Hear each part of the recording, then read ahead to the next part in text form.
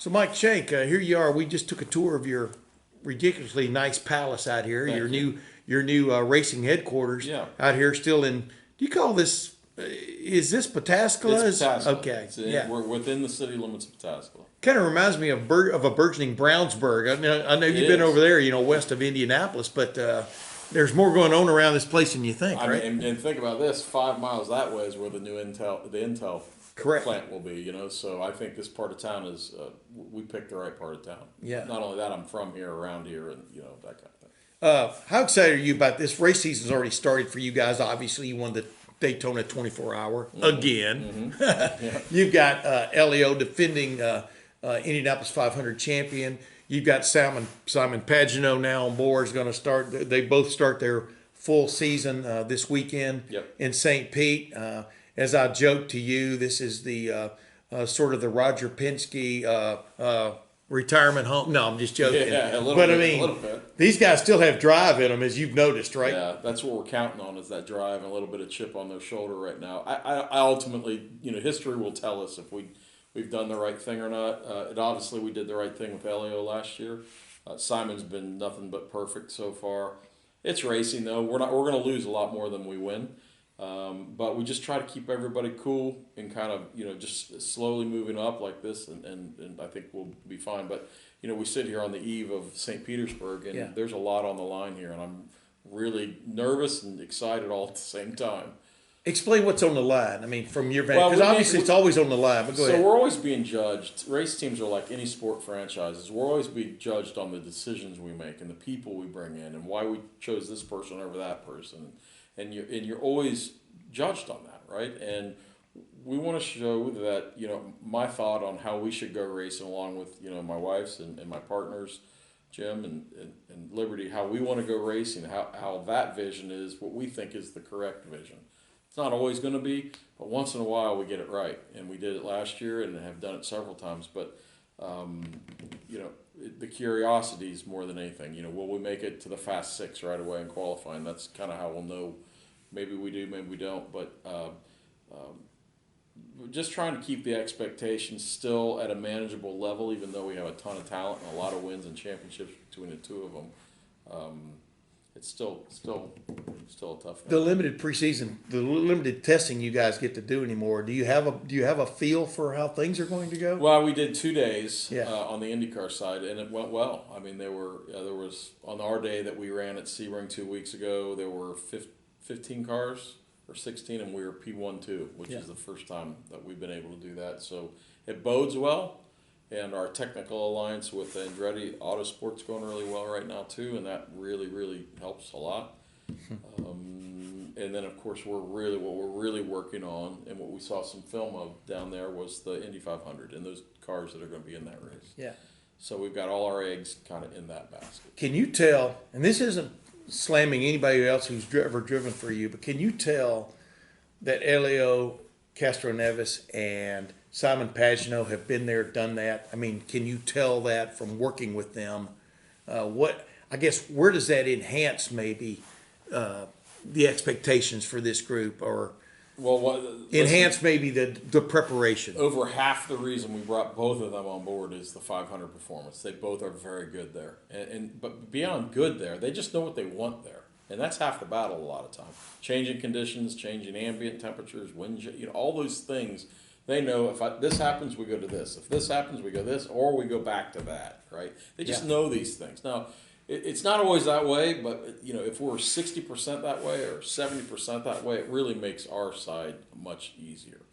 Ultimately, we will have young guys in here, or women, either one, by the way, in here at different points, younger folks, I should say, and at some point. And just right now for us, we felt that, and we felt that having experienced folks is more important, Yeah, Mike. I'm not sure. I think it's probably a handful of people, maybe maybe you could count on one hand or less. How many people have been race team owners have been the defending champions of both, or the standing champions of both the Indy 500 and the Rolex 24 at the same time? What does it tell you about how far you guys have come? Yeah, you're right. I haven't thought That is those- crazy, isn't it? It's a little crazy. I haven't thought it in those terms. Well, listen, I had, I started this all with a vision that I had that how I wanted to go racing. What kind of place would I want to go work? What kind of place could I feel like I own it, even though I don't own it? If I was working for me, and we always strive and we work toward that. And I think you always hear people say that though, but we actually do it. We Yeah. make commitments, even if it costs me more money. We still do it just because it's the right thing to do. But mostly, what's key to this, and always is people. Yeah. And we're up to 45 full-time people now and about 15 other subcontractors. So we're still a small business, but we're way different than when I first met you. I'm really proud. It's a lot of those same people are here today still, and it's a special time. Last thing, when I first met you, everything was always neat. Things were always about being neat, about being competitive, etc. Everything was done professionally, in my opinion. But you were you. It was you and your wife. Yeah. Y'all were answering to each other. Yeah. You spent how much on hot dogs? No. Right. But now you've got Jim Meyer, breath of fresh air that came into this place at exactly the right time. I think you agree. Yep.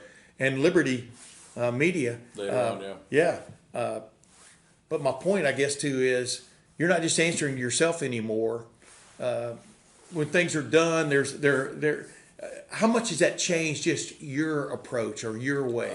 There's good and bad to it all, and it's not bad actually. It's all been positive for both of them. But I do have to answer to people. I have to answer for finances. I have to answer for results. I have to not lose money. None of these people got in there for me to be handing them red slips. Sorry, we lost $2 million this year. It's just not going to happen. We just simply wouldn't race if that was the case. So. And also, her and I just can't make the decisions like we used to be able to. Now, we still can move very, very quickly compared to a lot of companies, but we still have considerations. It's just not her and I. So that dynamic has changed, but I can tell you that the positives way outweigh the negatives. Yeah. If you even want, I don't even know that there's a negative. Maybe there is here and there, but it's just untraceable.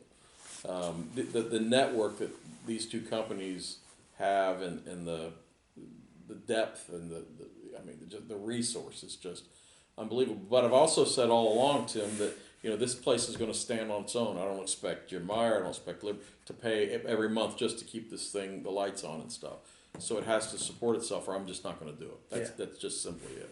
But do you get more sleep now than you used to, or do you get less sleep now with so many people on payroll, so many, like you said, so many partners? I mean, has it changed your life in particular? It's definitely made it busier, but I have more people to help me though. So to be honest with you, I think I get the same amount or maybe a little bit more because I'm starting to move some of those things that my OCD things that I used to do. Yeah. I still do, but I shove them off, and I just trust that the other people are handling it that are supposed to, and then I helicopter in once in a while just to check on it to make sure the vision that you see here behind you stays like this. Yeah. In all facets. Yeah. Hey, I know it wouldn't be a 10-minute interview without me asking you one more question. Mm-hmm. You don't understand that. Why should people tune in to the IndyCar series this year? Viewership was up big time last year, more than from the previous year, blah, blah, blah. There seems to be a stepping stone going on here. This in Formula One especially. People are catching on. What is it about this season in particular? I'm trying to think, is this the last year with this car, or is it maybe 2 more seasons? 2 more seasons. 2 more seasons with this car.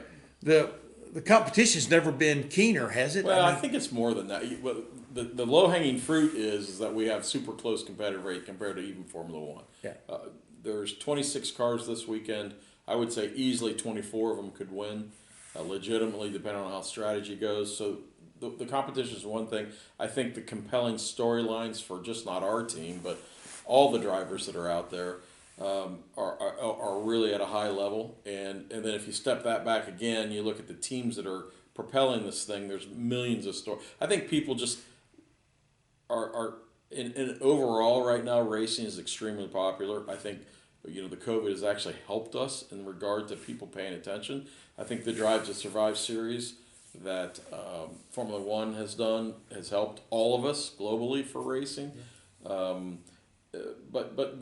for nothing else, at St. Pete and IndyCar in general, we're on a very good trajectory that's actually kind of flaring up now, I think. And I think it just has to do, again, with the people and the compelling stories and the characters that are involved, especially with Helio Castroneves. My God, he's going for 5, the drive for 5. I mean, he's going for something that's never been done in 106 years. Yeah. And he's got a legitimate shot at it. Now, it's almost impossible to repeat it, but we're going to try.